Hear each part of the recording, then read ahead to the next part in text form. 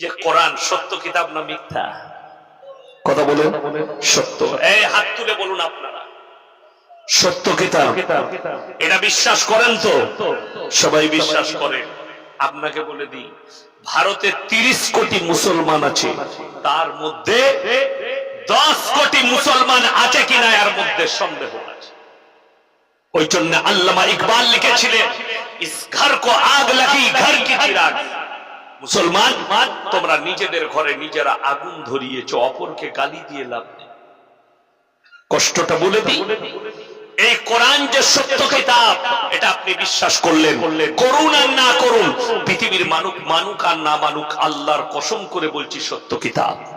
পৃথিবীতে বড় বড় শেখ মুশায়েখরা কিতাব লিখেছে, বড় বড় মনীষীরা কিতাব লিখেছে, কেউ তার কিতাবের শুরুতে লিখতে পারেনি আমার এই লেখার মধ্যে, বইয়ের মধ্যে কোনো ভুল নেই।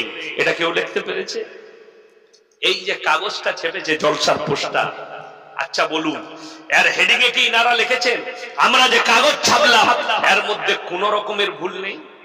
কথা বলে লিখতে পারেনি কেন?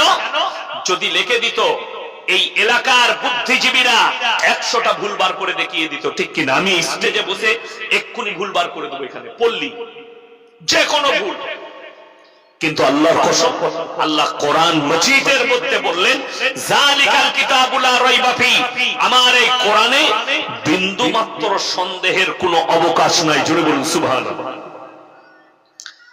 মুসলমান বিশ্বাস তো করে যে কোরআনকে ভালোবাসি, কোরআনকে বিশ্বাস করি, কিন্তু এটা মুখে আমলে নয়।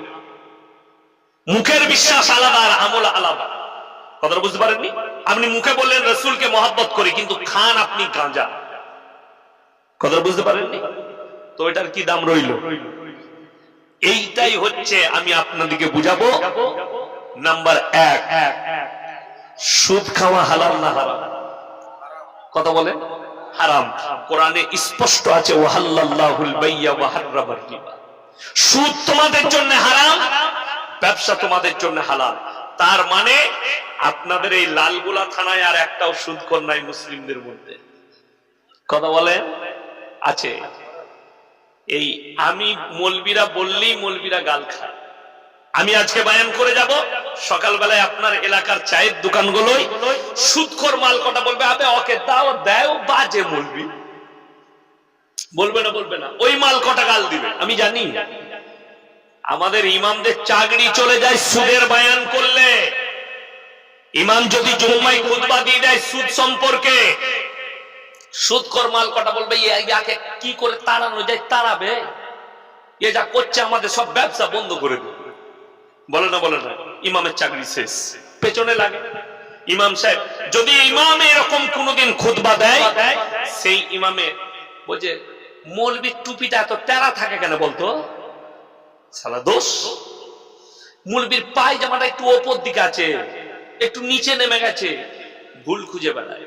ইমাম সাহেব যদি হাওয়া বার করে দেয়, তারা বলবে বোমবাস্ট করেছে মসজিদে। ঠিক বললাম না? মানে মালকে তাড়াতেই হবে, আমাদের ব্যবসা বন্ধ হচ্ছে। আচ্ছা বলুন তো, ইমামদারির সঙ্গে ইমামকে, ইমাম খুতবা দিয়েছে সুদ সম্পর্কে, তাকে তাড়িয়ে দিলেন, সুদ হালাল হবে? আজকে যদি আমাকে বাধা দেন স্টেজে এসে, সভাপতিকে যদি বলেন যে ইয়াসিন সাহেবকে বাধা দেন, সভাপতি সাহেব একজন বিজ্ঞ আলেম মানুষ, উনি বাধা দিবেন না, বলবে তোমরা বলো, তোমরা দাওয়াত দিয়েছো, ঠিক কি না? এরপর আপনি যদি আমার কলার ধরে বলেন নেমে যান, আমার গাড়ি রেডি আছে চলে যাব, আল্লাহর কসম ওটা কি হালাল হবে? কোরআন রাখা আছে, আয়াত পাল্টাতে পারবে না। রাসূল আকরাম সাল্লাল্লাহু আলাইহি সাল্লাম হাদিস বর্ণনা করলে, 1 টাকা যদি কেউ সুদ খায়, নিজের মায়ের সঙ্গে সর্বনিম্ন পাপ হচ্ছে 36 বার জিনা করার সমান পাপ হবে। জোরে বলুন না? এইটা জানার পরে যে মুসলমান সুদ খাচ্ছে, এ আল্লাহর সঙ্গে যুদ্ধ ঘোষণা করলো না? করলো না? করলো। রাসূলের সঙ্গে যুদ্ধ ঘোষণা করলো। আপনি কি করে বুক ফুলিয়ে বলেন যে আমি খাঁটি মুসলমান সুদ খেয়ে? কথাটা বুঝতে পারেননি? অথচ আমাদের দেশের নিয়ম খুব ভালো, কিছু করুক আর না করুক, মদ খেলে মসজিদে ঢুকতে পাই না, গাঁজা খেয়েও ঢুকতে পাই না, কিন্তু জুম্মার দিনে সুদ খেয়ে গোসল করে মসজিদে গিয়ে নামাজ পড়তে পায় আমাদের দেশের লোক। এখানে গোটা দেশের কথা বলছি, এখানটা তো অনেক দূরের কথা। চলুন আপনি বললেন আমি কোরআনকে বিশ্বাস করি, তাহলে আপনি সুদ কি করে মুসলমান খেতে পারে? আপনারা বলুন, নেশাগ্রস্ত জিনিস হারাম না হালাল? হারাম। আপনাকে আমি দেখিয়ে দেবো, এই লালগোলা থানায় মুসলমান মদ খাচ্ছে, মুসলমান মদ বিক্রিও করছে। ঠিক বললাম না? বললাম। যদি প্রমাণ না হয় আমার সঙ্গে গিয়ে জঙ্গিপুরে হাই রোডে চাপুন, উমরপুরে, আমি দেখিয়ে দেবো। অথচ আপনার ধর্মকে কতটা রেসপেক্ট করে একজন অমুসলিম আপনার জানা না।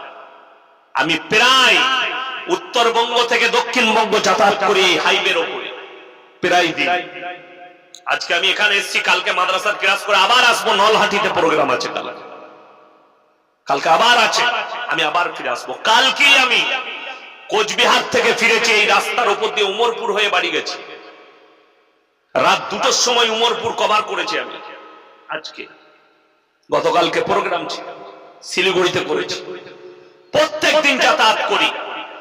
যেমনি আপনি মোরগ্রাম পার করবেন, পলসন্ডা মোড়, ওই পলসন্ডা মোড়ের কাছে একটা ধাবা আছে, ধাবাটার নাম হচ্ছে পাপ্পুদা ধাবা। পাঞ্জাবি দেখছে, মুখে দাড়ি, মাথায় পাগড়ি। আমি মাঝে মাঝে তাদের কাছে খাই। জানেন তারা কতটা আপনার ধর্মকে রেসপেক্ট করে, কতটা সম্মান করে? তার হোটেলে বোর্ড লাগানো আছে 3টে। নাম্বার 1, মদ পান করা নিষিদ্ধ। নাম্বার 2, মদ বিক্রি নিষিদ্ধ।